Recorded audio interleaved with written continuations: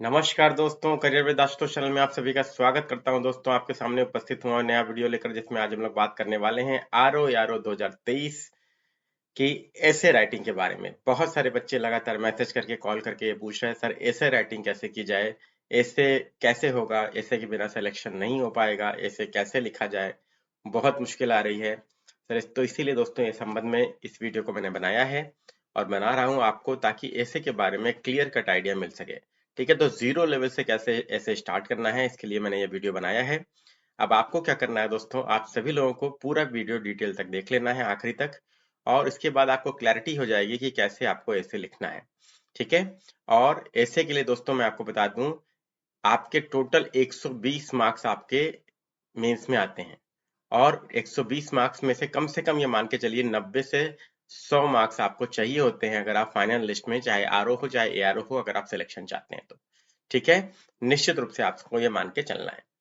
बढ़ते हैं आगे। आगे बढ़ने से पहले वीडियो को एक बार लाइक कर दीजिए, शेयर कर दीजिए, चैनल को सब्सक्राइब नहीं किया तो सब्सक्राइब कर लीजिए दोस्तों, सभी दोस्तों लोग।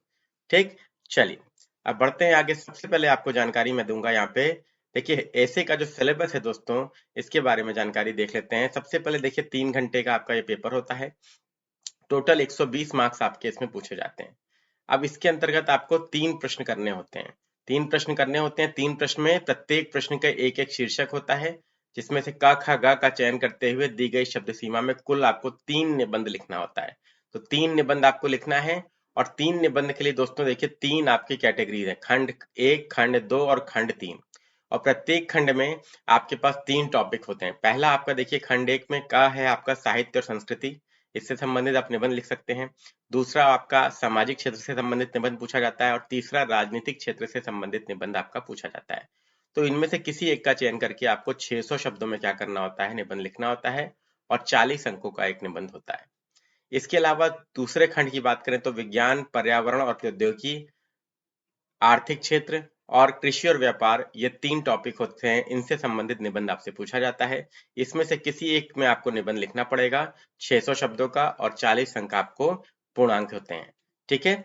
इसके बाद तीसरा देखते हैं दोस्तों। तीसरा राष्ट्रीय और अंतर्राष्ट्रीय घटनाक्रम, प्राकृतिक आपदाएं और राष्ट्रीय विकास योजनाएं। दोस्तों आपका ये 3 टॉपिक हैं। इसमें से किसी एक का चयन करके आपको क्या करना होता है, 600 शब्दों में निबंध लिखने होते हैं, ध्यान रखिएगा। और 40 अंकों का आपका ये निबंध होता है। तो टोटल आपको 3 निबंध लिखने होंगे। 40 गुणे 3 बराबर देखा जाए तो 120 मार्क्स टोटल आपके होते हैं। और 120 मार्क्स दोस्तों कम नहीं होते, 120 मार्क्स बहुत होते हैं। और 120 मार्क्स में आप ये मान के चलिए कि 90 से 100 आपको टारगेट करके चलना है। अगर ये नहीं टारगेट करके चलेंगे तो ये मान के चलिए दोस्तों, 411 पद हैं समीक्षा अधिकारी के और सहायक समीक्षा अधिकारी के। तो 400 पद में सिलेक्शन लेने वाले बहुत लड़के हैं। 4 लाख से ज्यादा फॉर्म भरेंगे, ये बात तो आप सबको पता है। और ये डिसाइड करेगा ऐसे का पेपर कि किसका सिलेक्शन होगा फाइनल लिस्ट में और किसका सिलेक्शन नहीं होगा। केवल प्री निकालने से तो दोस्तों काम नहीं चलेगा ना, कि जीएस की तैयारी कर लिया, हिंदी की तैयारी कर लिया और सोच रहे हैं कि बाकी मेंस के टाइम में देख लेंगे। तो मेंस के टाइम में अगर आपको 2-2.5 महीने का समय मिल भी गया दोस्तों, तो ये मान के चलिए आपको निबंध केवल लिखना नहीं है। और आपका रटा हुआ निबंध फंस गया तो बहुत अच्छी बात है, नहीं फंसा तो क्या करिएगा। और मान लीजिए एक फंसा, दो नहीं फंसा, तो भी रेस से बाहर है। दो फंसा, एक नहीं फंसा, तो भी रेस से बाहर है।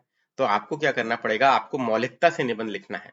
तो इसके लिए दोस्तों मैं सबसे पहले आपको बताता हूं कि आपको ऐसे स्टार्ट कैसे करना है। तो सबसे पहले दोस्तों आपके लिए यहाँ पर देखिए, मैंने आपको कब 3 कंपोनेंट्स ऑफ द ऐसे बताए हैं। ऐसे के 3 कंपोनेंट्स होते हैं, आपको ये पता होना चाहिए। कौन कौन से? 3 अंग आप कह सकते हैं उसको, या 3 पार्ट्स आप कह सकते हैं उसके। पहला होता है दोस्तों आपका इंट्रोडक्शन या परिचय। ठीक है। दूसरा आपका होता है बॉडी या मुख्य प्रसंग, इसको आप कह सकते हैं मुख्य प्रसंग या बॉडी कह सकते हैं दोस्तों। ठीक है। और तीसरा आपका होता है कंक्लूजन या उपसंहार या संहार। ठीक है।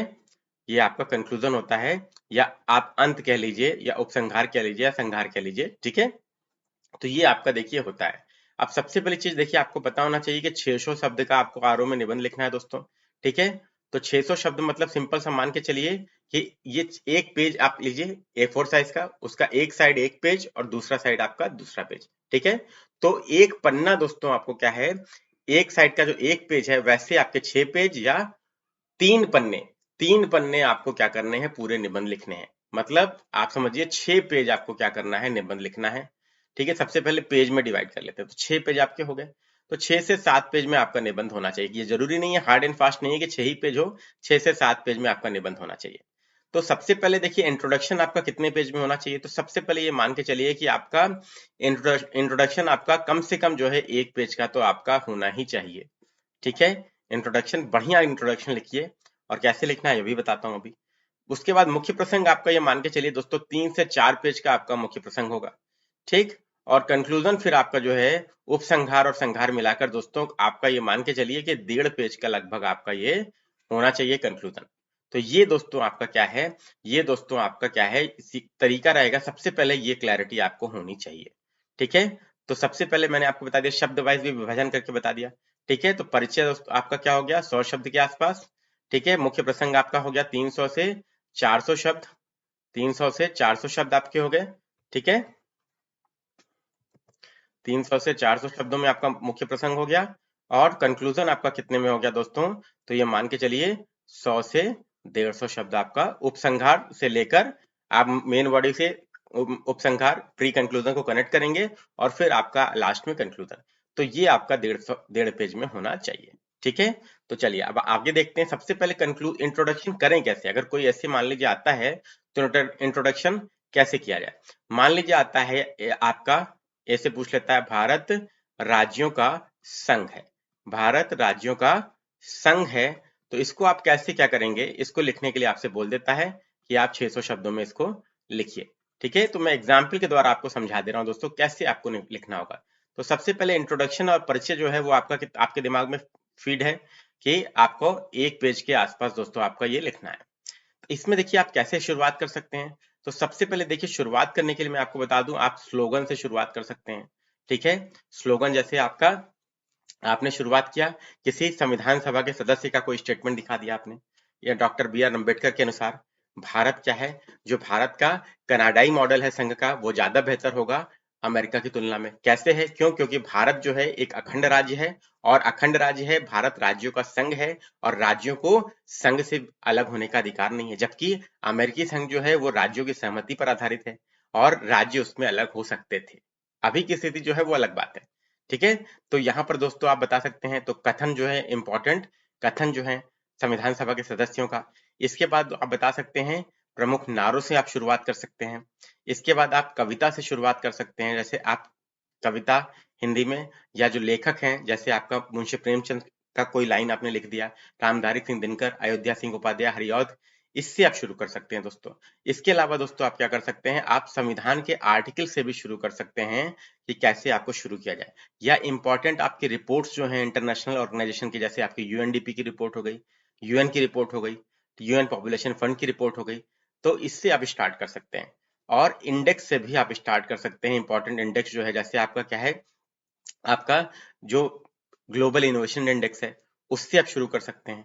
जैसे आ गया भारत नवाचार का केंद्र बनकर उभर रहा है, तो global innovation according to the global innovation index का कैसे आप शुरू कर सकते हैं। या भारत ग्लोबल वैश्विक नवाचार सूचकांक के अनुसार भारत का नवोन्मेषी राज्यों में, नवोन्मेषी देशों में 40वां रैंक है। इस तरीके से आप स्टार्ट कर सकते हैं। तो इंडेक्स से स्टार्ट कर सकते हैं, या किसी ऐसे पावरफुल लाइन से आपको स्टार्ट करना है, या संस्कृत के श्लोक से आप स्टार्ट कर सकते हैं, जिससे एग्जामिनर के दिमाग में क्या है, एक इम्पैक्ट ऐसा पड़े कि नहीं, ये स्टूडेंट जो है ऐसा है कि इसने बढ़िया जो है ग्राउंड वर्क किया हुआ है, और आने वाला इसका जो निबंध है पूरा जब मैं इसका इवेल्युएट करूंगा तो बहुत अच्छा ये इंप्रेशन छोड़ेगा।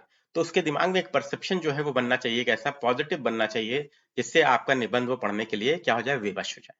क्लियर हो गई बात। तो इसमें देखिए कैसे हो सकता है आपका इंट्रोडक्शन। तो भारत राज्यों का संघ है, तो आप कैसे लिख सकते हैं, संविधान के अनुच्छेद संविधान के अनुच्छेद 1 के अनुसार, संविधान के अनुच्छेद 1 के अनुसार भारत राज्यों का संघ है, भारत राज्यों का संघ है।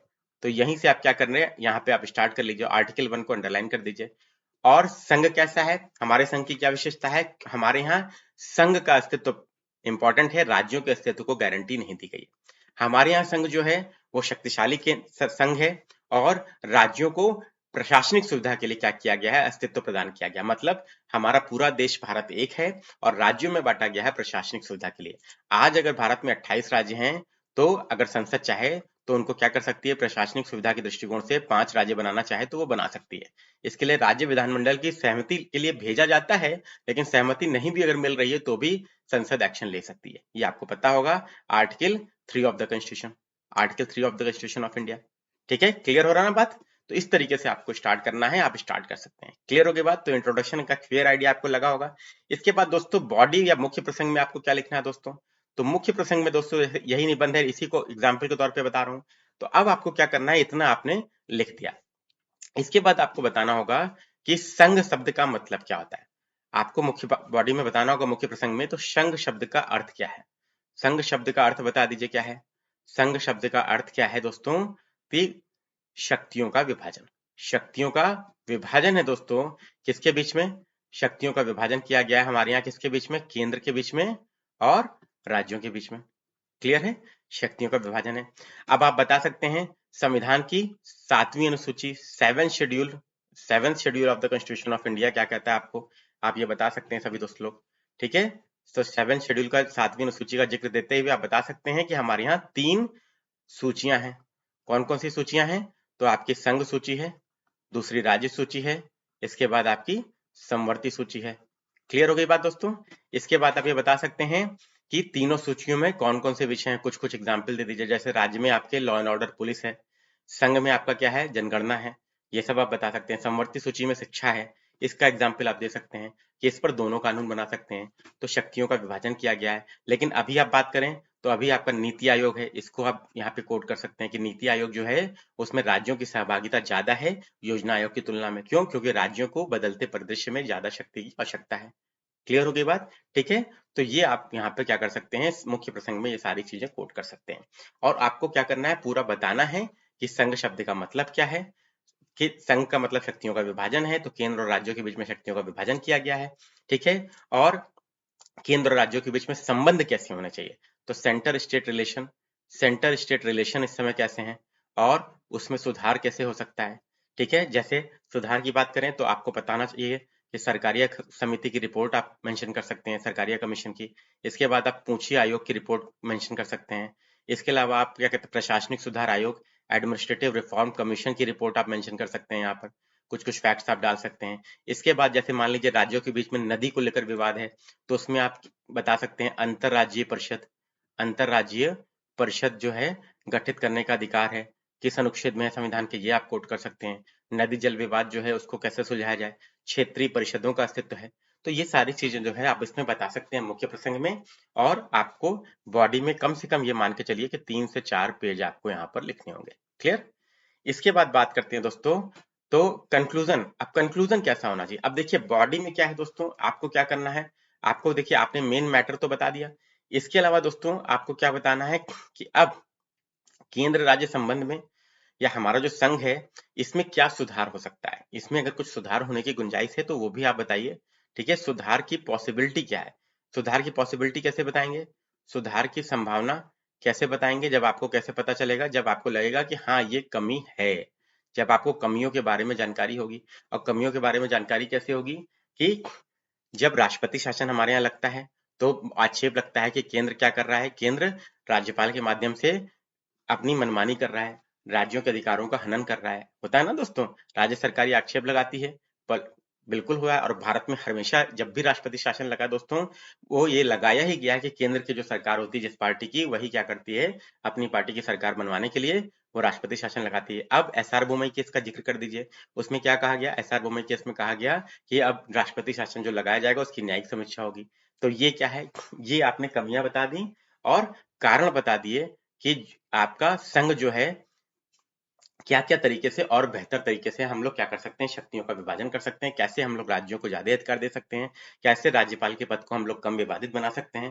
तो ये सारी चीजें आप बताइए कि कारण क्या है और सुधार क्या क्या हो सकते हैं। ठीक है, तो सुधार आपको यहाँ नहीं बताना है, कारण और सुधार की संभावना यहाँ लिखना है, कमियां यहाँ पे लिखना है।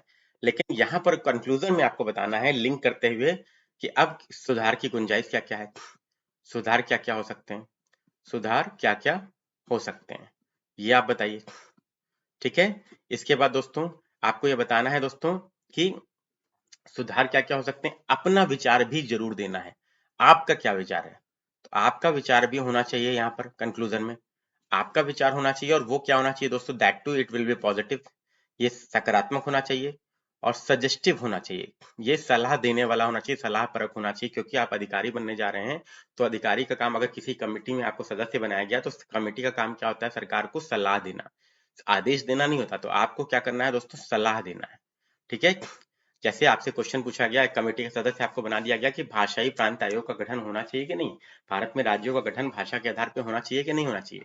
तो सपोज करिए, जैसे एस के धर आयोग और जेवीपी समिति बनी थी, वैसे ही एक सदस्य के तौर पे आपको भी बैठा दिया गया।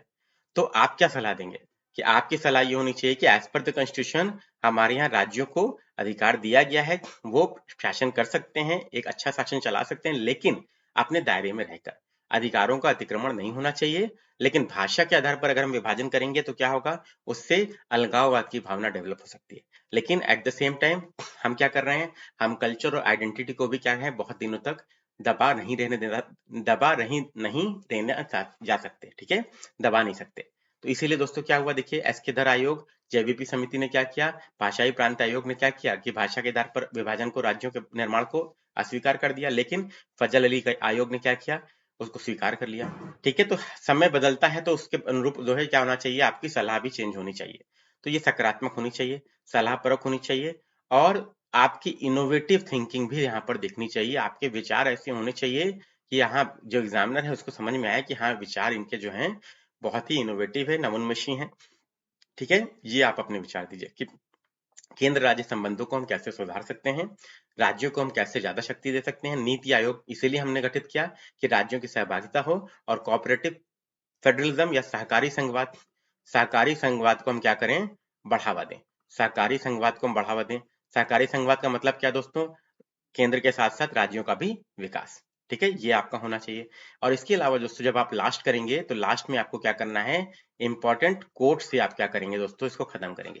ठीक है, अब इंपॉर्टेंट कोट क्या है दोस्तों, आप कह सकते हैं कि भारत जो है, भारत में आप कंक्लूड कैसे करेंगे, देखिए भारत जो है एक टाइम पे क्या है दोस्तों, संघ भी है जब सामान्य परिस्थिति रहती है, लेकिन आपातकालीन परिस्थिति में क्या हो जाता है दोस्तों, केंद्रीकृत व्यवस्था हो जाती है ना दोस्तों, केंद्रीकृत हो जाती है। कैसे हो जाती है, क्यों, क्योंकि जब राष्ट्रपति शासन लगता है, राज्य की प्रशासनिक तंत्र फेल हो जाता है, तो राज्य की सारी शक्तियां केंद्र के पास चली जाती हैं। तो ढांचा कैसा हो जाता है, केंद्रीकृत हो जाता है। सामान्य परिस्थिति में क्या है दोस्तों, तो हमारा ढांचा जो है वो संघीय है। ठीक है, तो अगर देखा जाए तो हम ये कह सकते हैं कि भारत की शासन व्यवस्था या व्यवस्था जो है संघात्मक भी है और एकात्मक भी है। तो बीच का रास्ता निकाला जाए तो इसे हम क्या कह सकते हैं, अर्ध संघात्मक कह सकते हैं, या क्वासी फेडरल कह सकते हैं। क्लियर हो रही है बात दोस्तों। तो भारत एक अर्ध संघात्मक व्यवस्था वाला देश है, और ना तो पूर्ण संघ है और ना ही पूर्ण एकात्मक ढांचे वाला देश है। क्लियर हो गई बात। और इंपॉर्टेंट कोट्स किसी संविधान सभा के सदस्य का डालिए, और या गांधी जी के विचार डालिए, और इसको आप एंड कर सकते हैं। तो उम्मीद करता हूं दोस्तों आप लोग को क्लैरिटी मिली होगी कि कैसे आपको ऐसे स्टार्ट करना है। ठीक है, वीडियो पसंद आया तो लाइक कीजिएगा, शेयर कीजिए, चैनल को सब्सक्राइब कीजिए। अब आगे दोस्तों देखिए, एक मैंने प्रोग्राम स्टार्ट किया है दोस्तों आपके लिए, 15 अक्टूबर से स्टार्ट हो रहा है, ऐसे राइटिंग का प्रोग्राम है। अब इसमें क्या करना है दोस्तों, आप चाहें तो आप एडमिशन ले सकते हैं। ठीक है, 15 से 20 ऐसे की क्लासेस में लूंगा, और ये क्लासेस आपकी हर संडे को जूम के ऐप पे स्टार्ट होंगी। ठीक है, तो 15 अक्टूबर को संडे ही है, और ये मान के चलिए ये क्लास आपकी सुबेरे होगी 11 AM पर। सुबह 11 AM पर दोस्तों आपकी क्लास होगी, और 1 घंटे के आसपास की ये क्लास आपकी होगी। ठीक है, जूम ऐप आपको इंस्टॉल करना पड़ेगा। और क्लास के बाद दोस्तों 1 एसे टेस्ट ऑन एवरी संडे आपका होगा, वो 12 बजे दिन में, या 12 नून पे, मतलब 12 से 1 आपको क्या करना है, एक ऐसे लिखना होगा, और उसी टॉपिक पे जो टॉपिक मैं आपको क्लास में बताऊंगा। ठीक है, फिर आप कॉपी टेलीग्राम ग्रुप पर क्या करेंगे दोस्तों, आप लोग सेंड करेंगे। एक टेलीग्राम ग्रुप आपका बनेगा, उसमें आपको ऐड किया जाएगा। वो कॉपी स्वयं मैं आपकी चेक करूंगा।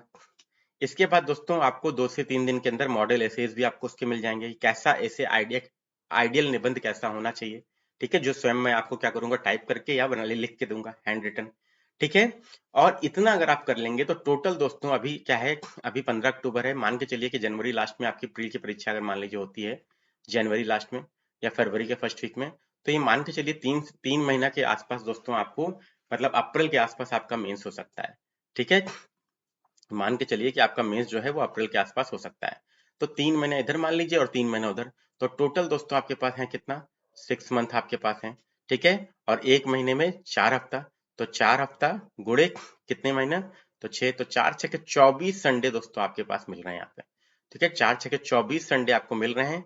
और आखिरी के 2 संडे प्री के पहले हटा दीजिए 15 दिन, और 2 संडे मेंस के पहले के हटा दीजिए। तो आपके 20 संडे जो होंगे उसमें मैं आपको क्या कराऊंगा, 20 ऐसे जो है मैं कंप्लीट कराऊंगा। ठीक है।